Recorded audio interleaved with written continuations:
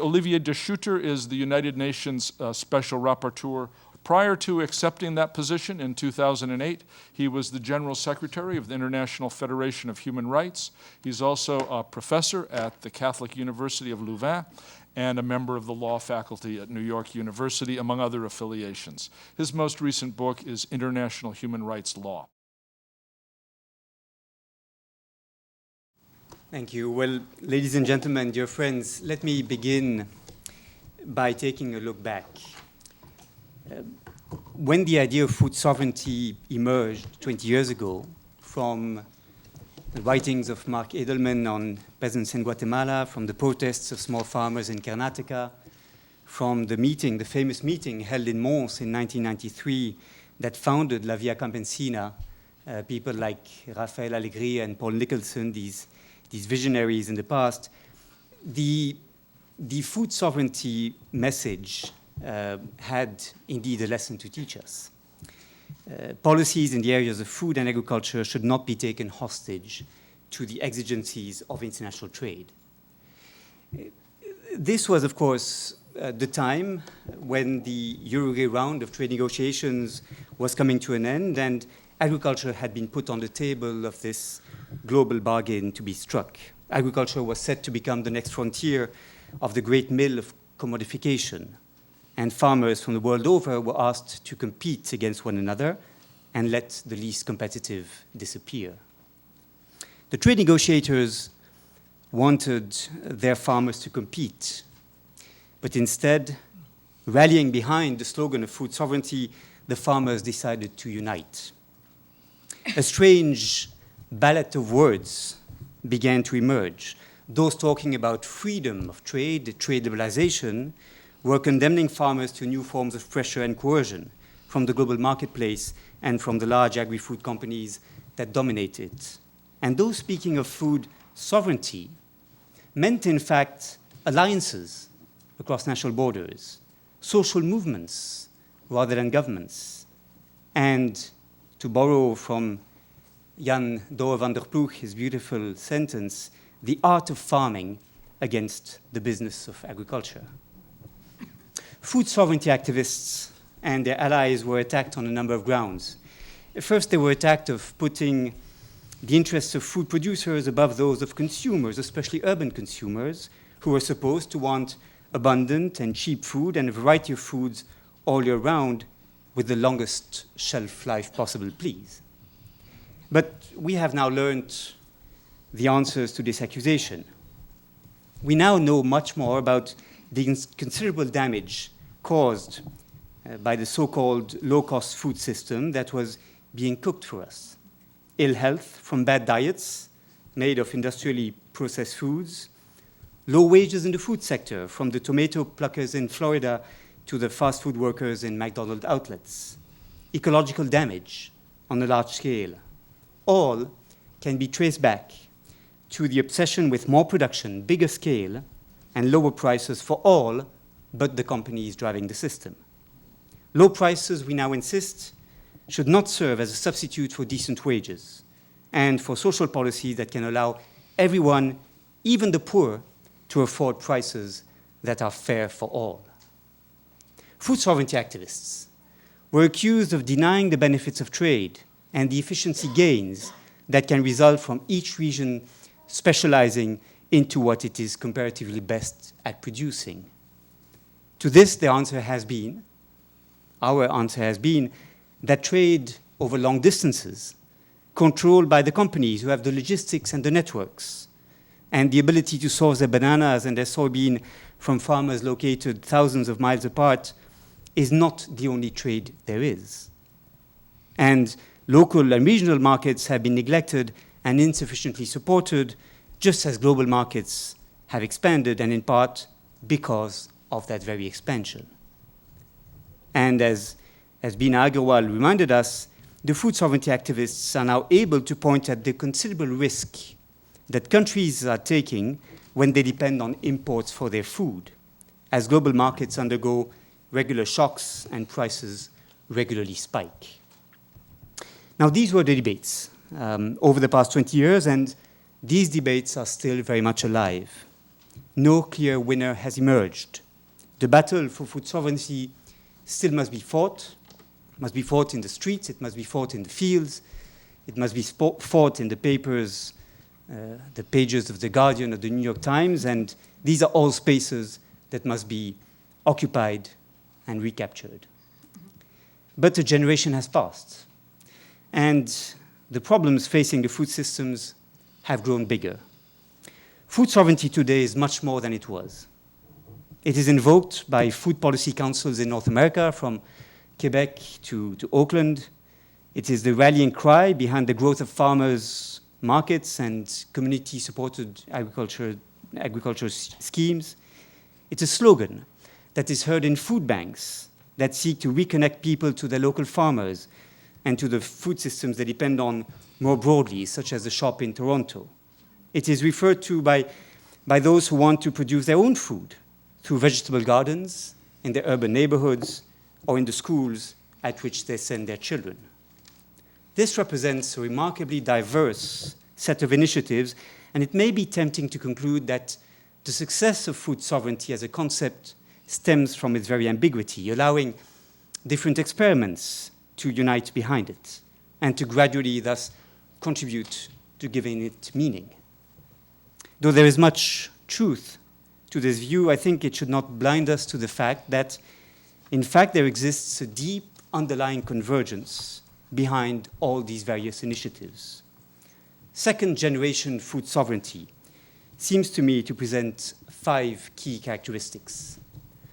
First, it seeks to build bridges between urban consumers and local farmers by inventing different ways of rebuilding local food systems. This is in part a change of strategy. The front line has been in the past the WTO ministerials in Seattle and Hong Kong. It is now the local school board, the company canteen, or the local farmers market.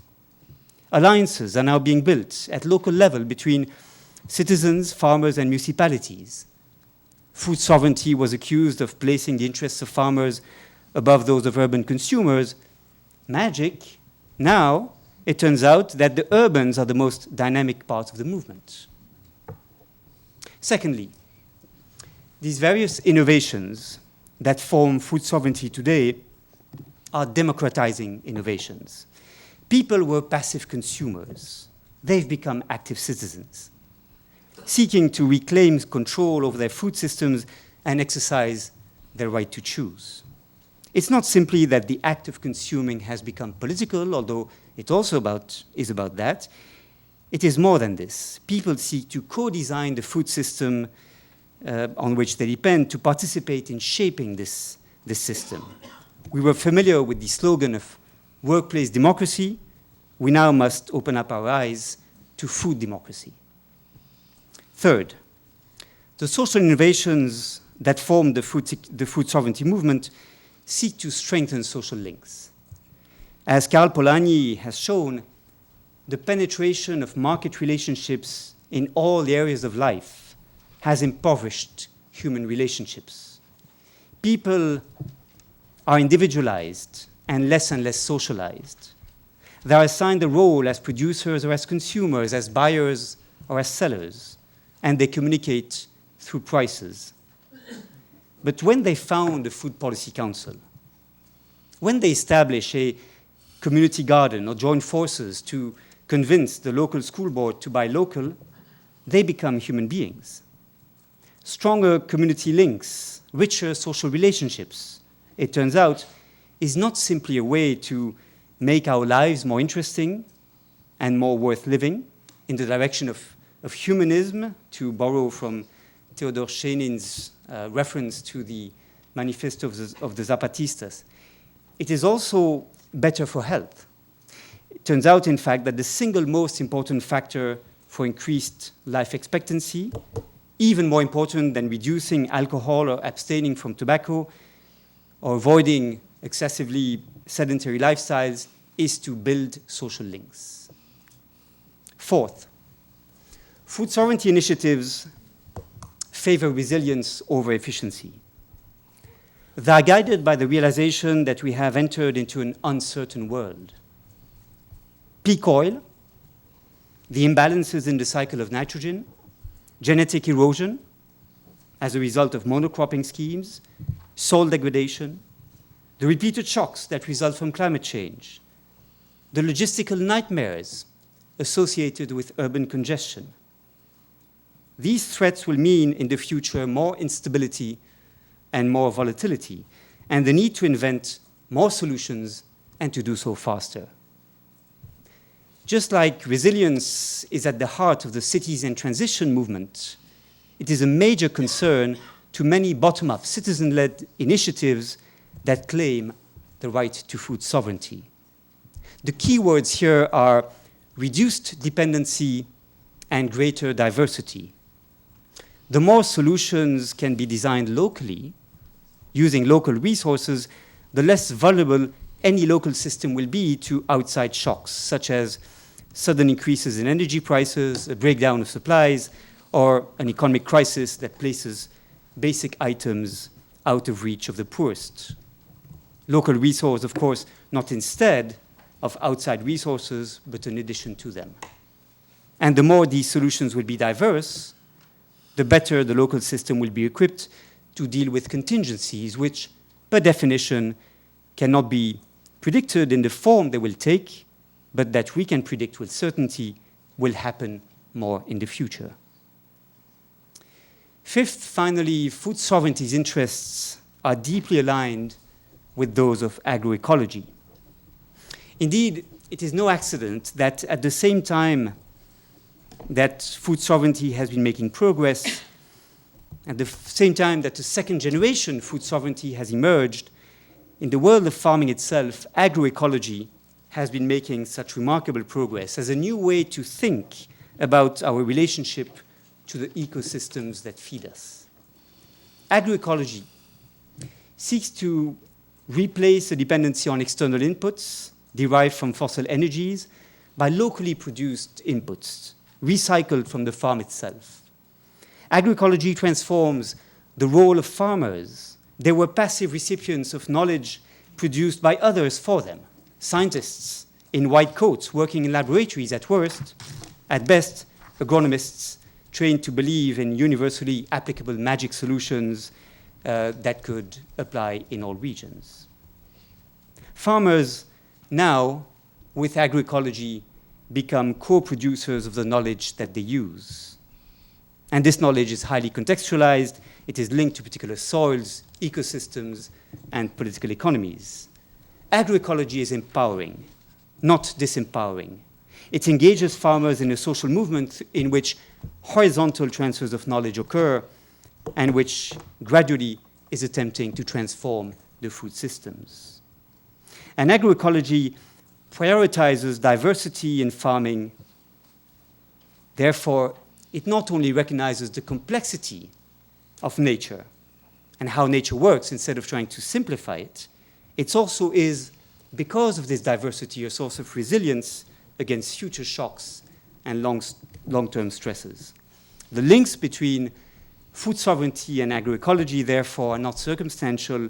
They are based on a shared diagnosis, and they are based on the same impatience with the system that we have inherited.